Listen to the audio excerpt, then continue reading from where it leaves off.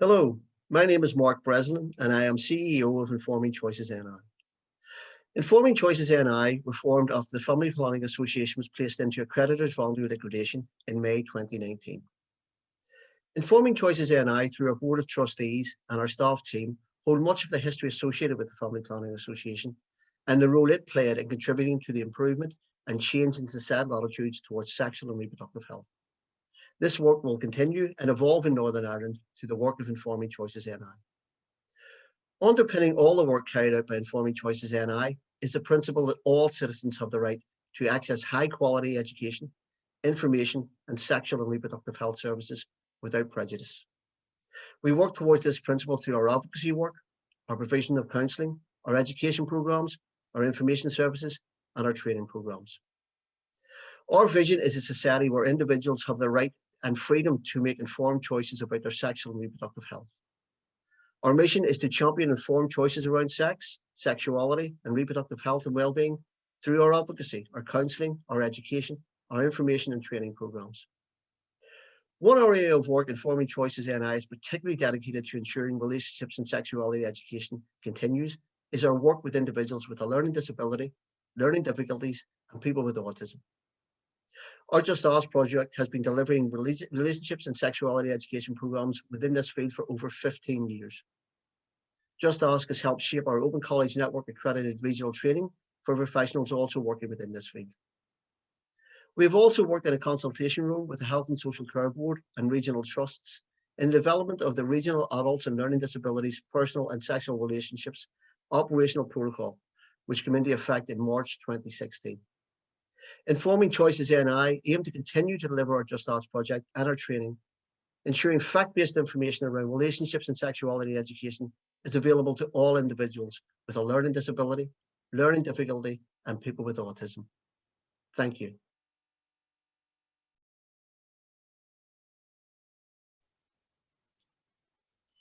My name is Deborah McGinn. I am the Education and Training Manager at Informing Choices NI. I run the Just Ask project in the Western and Northern Trust areas, and along with our CEO, Mark, I also run our training programmes for professionals. Through our award-winning education projects and many years of experience in relationships and sexuality education, we've developed a number of training programmes. We played a key consultative role alongside the Public Health Agency, the Health and Social Care Trusts and the Health and Social Care Board in developing the Regional Adults with Learning Disabilities Personal and Sexual Relationships Operational Protocol. This protocol went live for all Health Trust staff in March 2016. As a result of the protocols, we delivered training throughout Northern Ireland to Trust staff. For professionals who work with people who have a learning disability, learning difficulty or autism, we have our Relationships and Sexuality Education Awareness training. This training aims to enable participants to look at what RSE means for them, to examine how their own values and attitudes can influence their work, and to see the importance of using appropriate language when discussing topics concerning sex and sexuality. Participants also examine barriers to the implementation of sexuality topics within their working environment. They can reflect on personal and professional values relating to sexuality in general and in the context of their work, and to develop an understanding of the importance of their own role around relationships and sexuality education. Our training also looks at the vital need for a relationships and sexuality policy to either be put in place or updated in a workplace. And we are always available to assist organisations with developing their own RSE policy.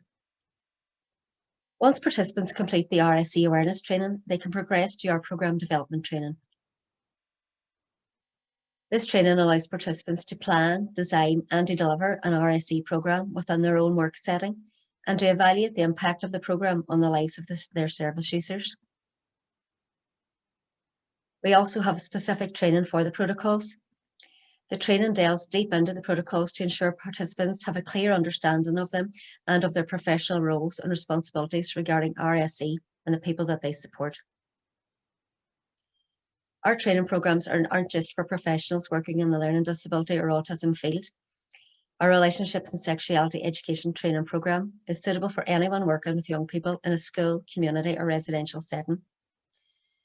This training enables participants to understand the role and responsibilities of a relationships and sexuality educator and to look at the impact of a person's values and attitudes. Participants will see the importance of using correct language, as well as gaining a better understanding about permission and consent and their own personal responsibility around safeguarding and the possible barriers that there are in their workplace in implementing RSE.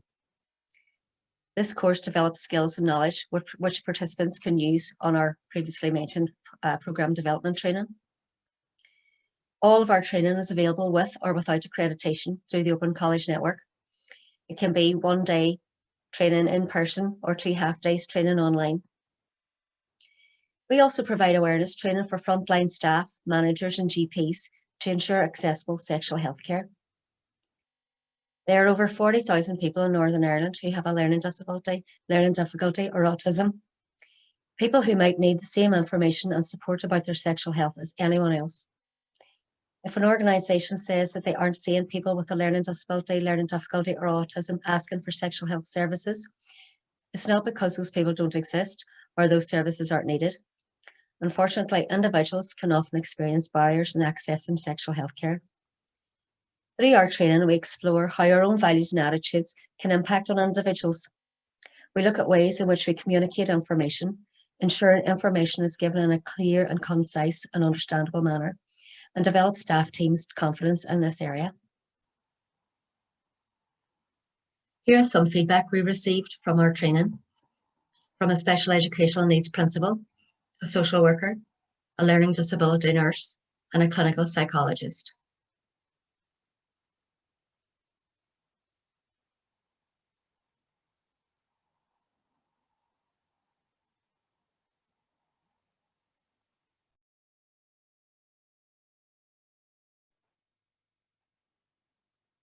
Hi, my name is Claire Hanna. I am the Project Officer for the Just Ask programme. The Just Ask programme is an award-winning, unique relationships and sexuality education programme, working specifically with individuals who have a learning disability, difficulty and/or neurodiverse condition. The programme has been running for over 15 years now and has provided remarkable impact on thousands of individuals' lives. Just Ask is funded by the Public Health Agency to deliver the programme regionally throughout Northern Ireland, covering the 5 trust areas. My colleague Deborah is responsible for the delivery in the Northern Health and Social Care Trust and the Western Health and Social Care Trust, and I am responsible for the delivery in the Belfast Health and Social Care Trust, Southern Health and Social Care Trust and South Eastern Health and Social Care Trust. The programme is run over a 6-week period and sessions are approximately 1 hour per week. However, as sessions are tailored to appropriate ages and ability, there is flexibility with the sessions and times.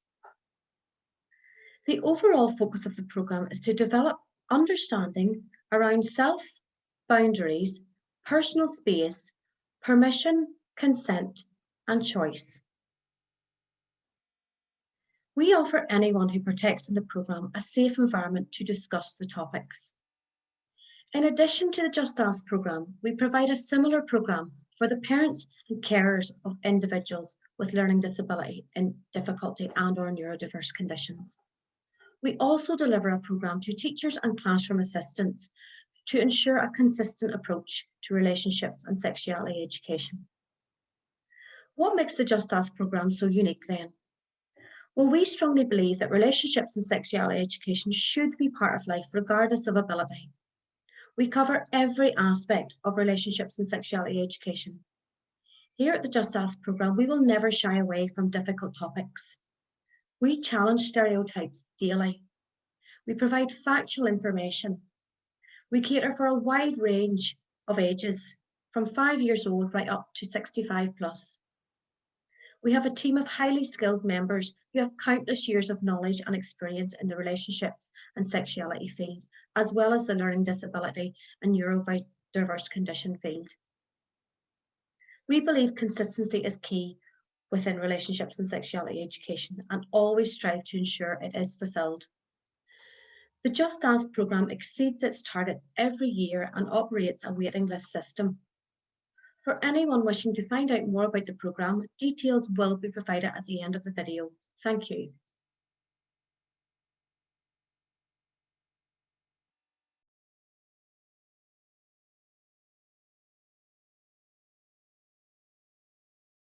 Robert is 14 years old.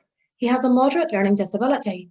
Robert's parents are concerned because Robert has started to masturbate.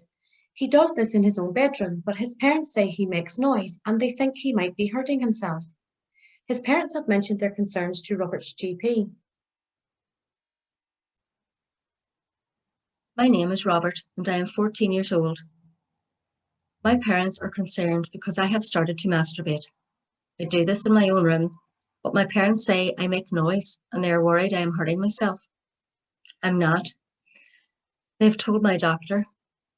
I have a good life and lots of good friends. I enjoy school and I've learned all about public and private spaces. Robert is 30 years old. He has a moderate learning disability. He lives in supported living accommodation with 4 other people, 2 men and 2 women, all in and around the same age as himself. Robert has been asking support staff inappropriate questions regarding sexuality and has touched one of the female support workers' breasts. He has also been seen by staff touching one of the women who shares his house with him. My name is Robert. I am 30 years old. I live in supported accommodation with 4 other people, 2 men and 2 women. They are all the same age as I am. There are lots of things about sex and women that I don't understand, and I've asked some of the staff about this. I'm curious about women's bodies and have touched a member of staff's breast just to see what it was like. I've also touched a woman who shares my house. I asked her and she said it was okay. Robert is 57 years old. He has a moderate learning disability. He has been living in supported accommodation for several years. In the past, there has been an issue around inappropriate touch with female staff and women he has shared living accommodation with. Due to this, Robert now shares with men only. He has recently been spending more time in his room and gets very distressed when support staff ask him to join in social outings. My name is Robert and I'm 57 years old. I used to live with men and women, but now I only live with men. I liked it better when I shared my old home with men and women. I don't really like my new house. I don't want to join in when the group goes out. I'd rather stay in and be on my own. Robert is 73 years old. His current support worker is very worried about him. He has been doing a personal history scrapbook with him, and Robert has begun to ask lots of questions about marriage and having children. Robert gets angry and upset when he talks about relationships. My name is Robert and I'm 73 years old. I've been doing a scrapbook with my new support worker and it upsets me to see that I have never had a relationship with a woman. I would have liked to have got married like some of my friends and had children too. I feel sad and alone as I have no family of my own.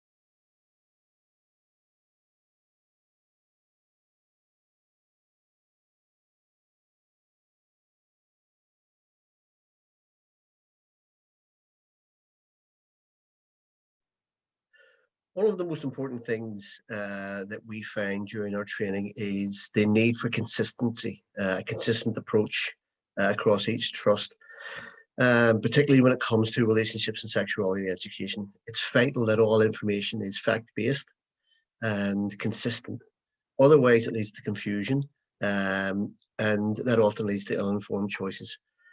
So one of the things that we do during our training to illustrate this is to use illusion pictures to show just how we as individuals often see things differently. And if we're seeing things differently, then the information in relation to what we see will be relayed differently.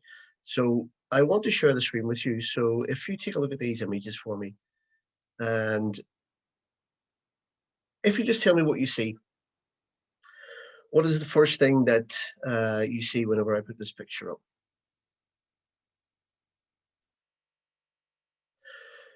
Over the years of delivering our training, we've had quite a few very funny things that people have seen in here. People have seen guns. People have seen other very sexualized images. So what do you see? What is it that you're looking at?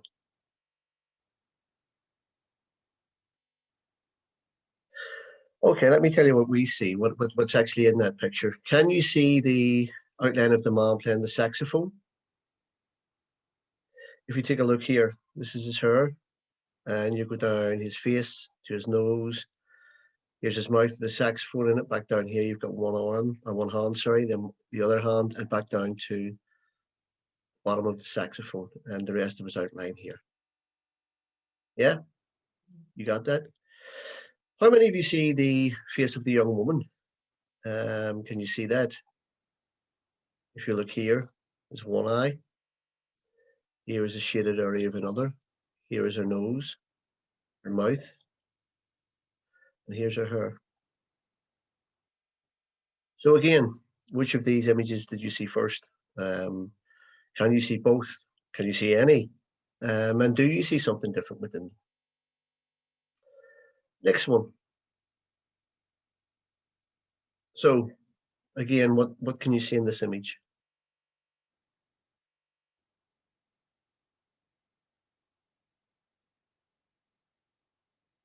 Can you see the man's face?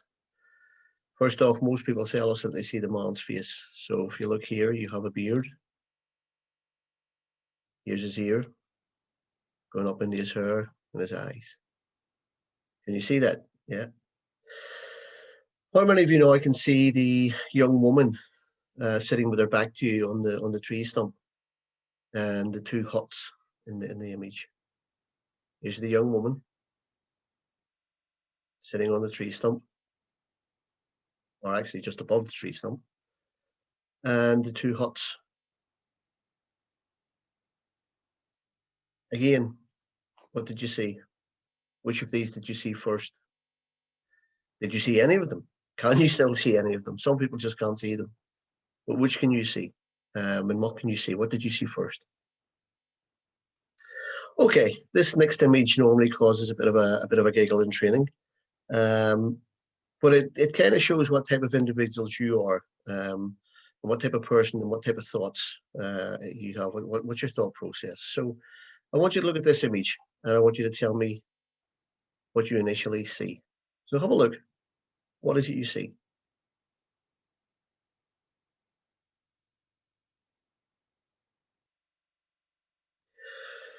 Again, in training, we get a lot of laughs and a lot of giggles around what people actually see in this picture. And a lot of people start with saying us that they see a bottle, and that's kind of a get out clause, a safe space to go to. We see a bottle with a cork in it, and yeah, bottle with a cork in it.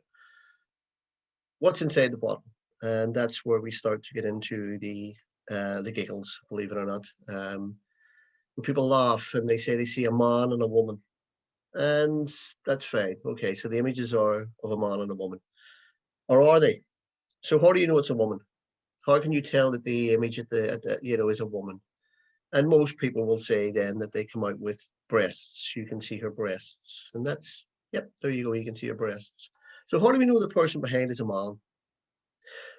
We don't actually, and that's where you get into the stereotypical gender roles, male and female. And the commonly held myth that individuals with a learning disability or learning difficulty or people with autism are all heterosexual. And that's simply not true. But one of the things that I would like you to think about is how many people that you work with a learning disability or learning difficulty, or people with autism, are openly gay, lesbian, trans, questioning, asexual. How many people do you know? Out of all of the people that you've worked with over all of the years that you've done this work, how many people do you know are openly from the LGBT questioning community? We have found that the numbers are very small, and there are a number of reasons for this. And it's through lack of support. I remember working with a gentleman whose only form of social activity was through the church, and he was 62 and told me he was gay, but he couldn't come out because he didn't want to lose his social activity. So what we've got to do is we've got to think about our stereotypical views and what we see and what we think we see in terms of the people we're working with and their gender and their sexuality. And then let's look at this picture again, because actually, what you're actually looking at isn't a man and a woman. It's a picture of dolphins. We get a lot of people saying, yeah, if you'd have shown us that picture, we would have seen the dolphins, but that kind of defeats the purpose of the illusion. What we are told is that because we are adults, we have become sexualized. So there's adult sexualization. And we see the image of the man and the woman before we see anything else, because that is how our mind is trained to work. Partly young people see the dolphins because they haven't been sexualized yet, because they haven't had the influence of society and the other world's images and influences put onto them yet. But it's quite a clear and quite a stark yet simple way of showing that the images that you've seen are different perspectives on how we feel and see things. And when you relate that to relationships and sexuality education, that's where the confusion becomes. Regardless of how many people are watching this, if there are 3 or 4 or 5 or 10 or whatever number of people watching this, and you have all looked at the same pictures, you've all seen the same images. But if some of you, even 2 or 3 or 4 out of that number, have looked and seen something different than the rest, then imagine me as someone with a learning disability or a learning difficulty coming to you and looking for information around those pictures. Are you all going to give me the same information? Are you all going to give me the same factual information? Or will there be discrepancies? Will someone say to me, oh, there's a picture of a man playing a saxophone, or there's a picture of a woman? Now, relate that to relationships and sexuality education, because if the information that you're being given is confusion, that leads to ill-informed choices. And that then is where the issues begin. So what we have to do is to make sure that the information we give is consistent, fact-based, regardless of which trust area we're from. All of the information in relation to relationships and sexuality education should be exactly the same. It doesn't matter whether you live in the South and East Trust, whether the Northern Trust, the Western Trust, the Belfast Trust, the Southern Trust. When you're receiving information around relationships and sexuality education, it needs to be consistent. It needs to be fact-based. We all need to see exactly the same thing in those images, and then we all need to relay the same information. That way, we're giving the individuals who we're working with the best opportunity to make informed choices. And that's what this work is all about. Fact-based, informed choices.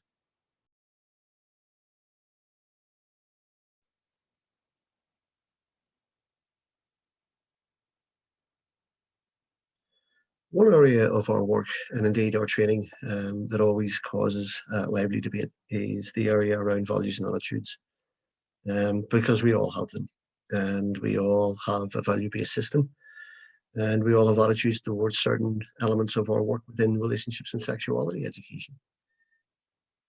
Or does that impact on the work we do? Should it impact on the work we do? Often it does. And I think what we need to do is we need to look at that, and we need to decide how and when and where our value base lies within our work, and in fact, really should it. So one of the things I want to do is I'm going to share with you 3 value statements, 3 statements from a range that we use within our training. And I want you to think about them. I want you to think whether you agree with that statement, whether you disagree with the statement, or whether you're unsure about it and we need to work more around it. Because on face value, these statements seem quite simple, but when you dig down into them, you find that we don't all think the same. And one of the things that comes up in our training is that we have organizations who work together for many a long year, And when we put these statements in front of groups, they often differ with how they would handle it and what they think. So I'm going to share the first page with you, and I want you to think about this statement. We should not discourage a person with a disability from hugging us because it may be the only expression of affection he or she can make. So what's your initial thoughts? Do you agree? Do you disagree? Or are you unsure?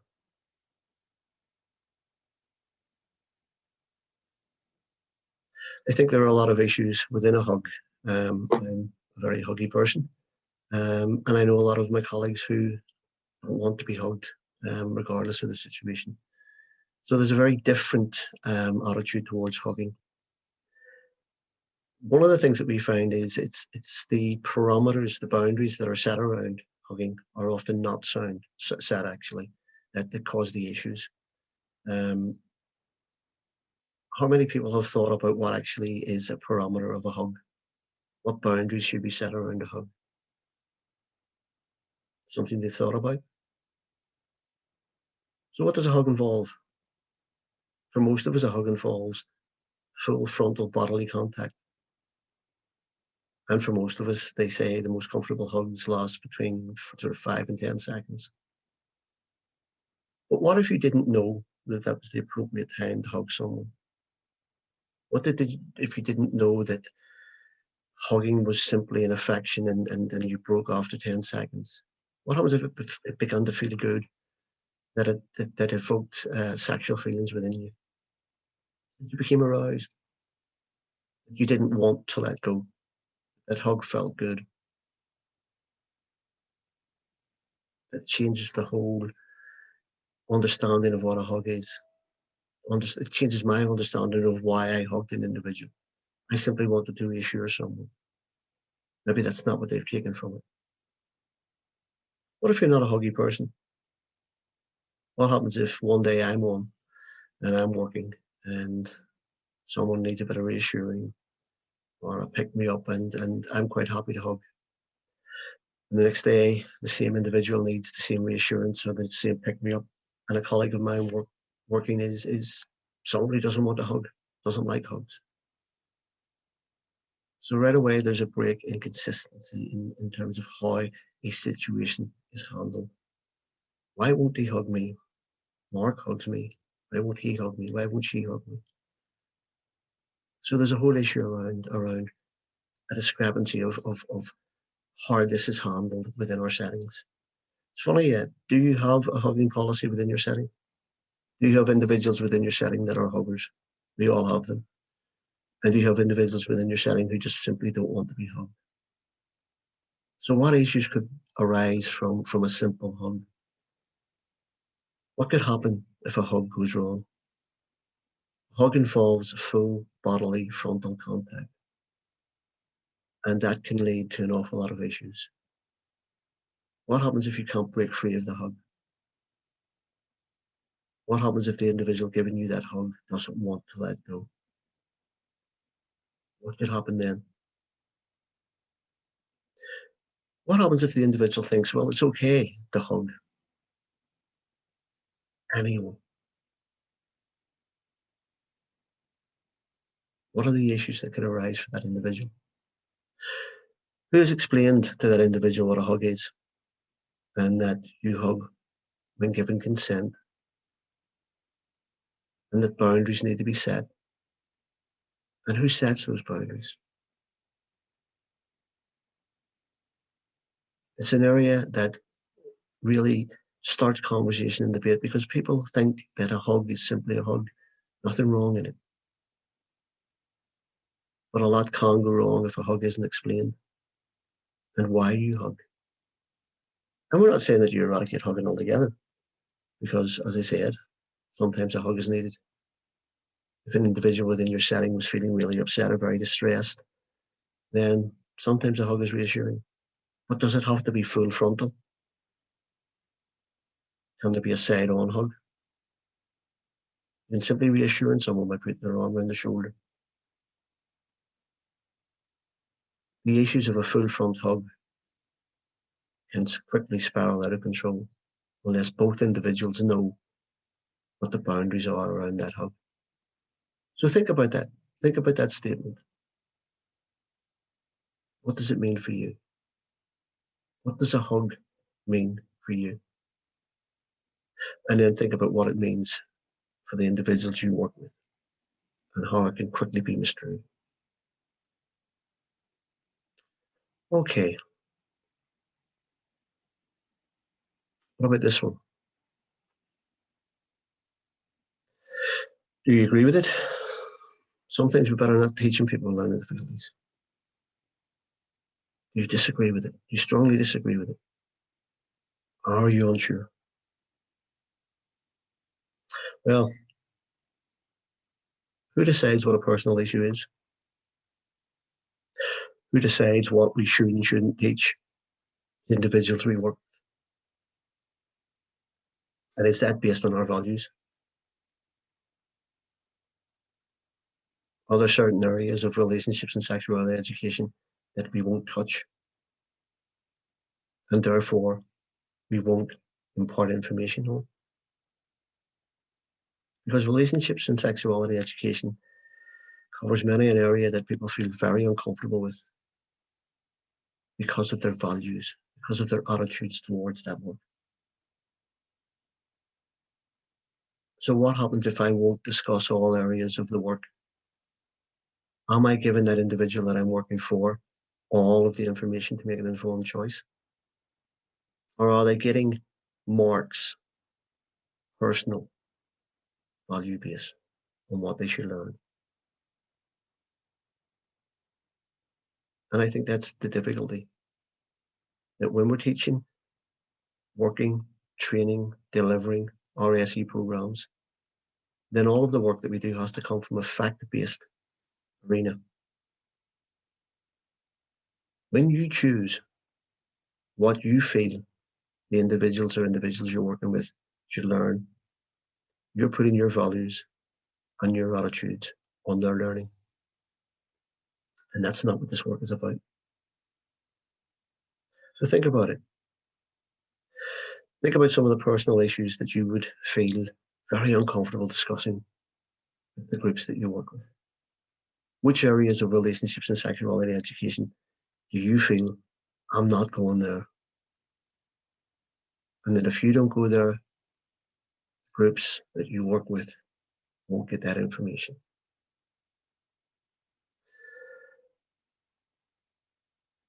And the last but not least, it is crucial that all professionals have a consistent way of handling the sexual behaviour of their clients. There's a statement. What do you think about the language used in it? A consistent way of handling the sexual behaviour of their clients. Is that all right to do so? When would it be all right to do so? Why would it be all right to do so? And what does a consistent way of handling the sexual behaviour of our clients mean? For us, it means giving consistent, fact-based information, and then allowing the individual or individuals we're working with to make appropriate choices around their sexual behaviour based on all of the fact, all of the information. And this is important in terms of consistency. Regardless of which trust area you work in, regardless of which setting you work in, you need to be given consistent relationships and sexuality education. Fact-based. Facts don't change. When you talk about body parts, it doesn't matter which trust area you work in. A penis is a penis. A vagina is a vagina.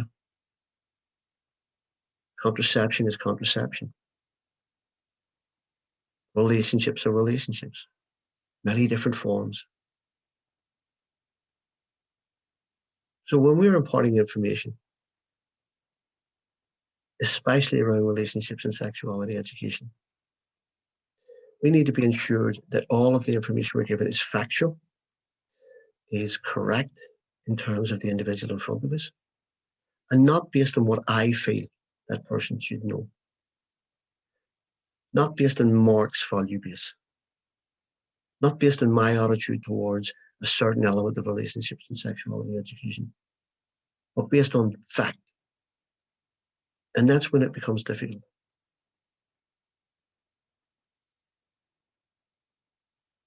So think about that statement.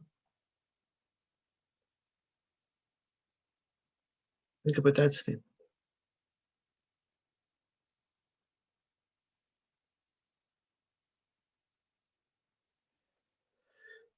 And think about that statement. And think about how our values, our attitudes impact on each of those statements and how we deliver, work around them. Because actually, our values and our attitudes shouldn't come into it. What we should be doing is we should be basing our work on the regional adults with learning disability, personal and sexual relationships, operational protocol, a fact-based document that takes values and attitudes out of it. Your values and attitudes should be like your coat, hung up when you come into the room. Because if we allow our values and our attitudes to influence our work, then that will be the information we give the people we work with. And that's not what this is about.